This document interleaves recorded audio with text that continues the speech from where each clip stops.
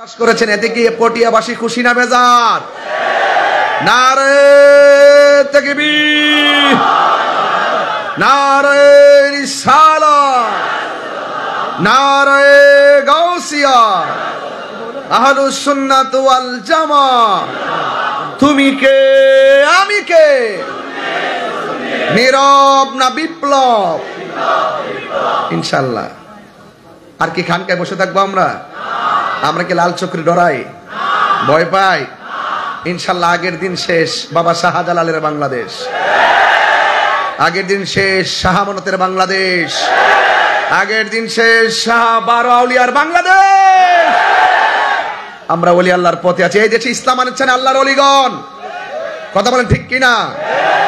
আহলুস সুন্নাত ওয়াল জামাতকে বাদ দিয়ে এই দেশের কিছুই হবে না ইনশাআল্লাহ। রাজি আছি না নাই বলেন? ধর্মের নামে অধর্মের চর্চা এই বাংলাদেশে চলবে না। ধর্মকে ব্যবহার করে কথা চলবে না, ধর্মান্ধতা চলবে না। ধর্মকে ধর্মের জায়গায় রেখে মহব্বত আর মায়া প্রতিষ্ঠিত করে আমাদের সকলকে ইসলামের সুমহান দাওয়াত মানবতার ভিত্তিতে ঘরে ঘরে পৌঁছায় দিতে হবে। কথা বলেন ঠিক কিনা?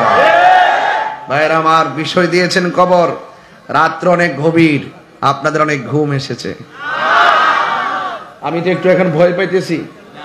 ঘটনা কি খুব লম্বা ধরবো না একটু মিডিয়াম ধরবো নাকি একটু কমায় ধরবো? এখন ওই না, গড়ির কাটা গড়লে চলবে না। এই শুনেন, গড়ির কাটা গড়লে চলবে না, মানুষের মনের কাটা সন্ধান করতে হবে।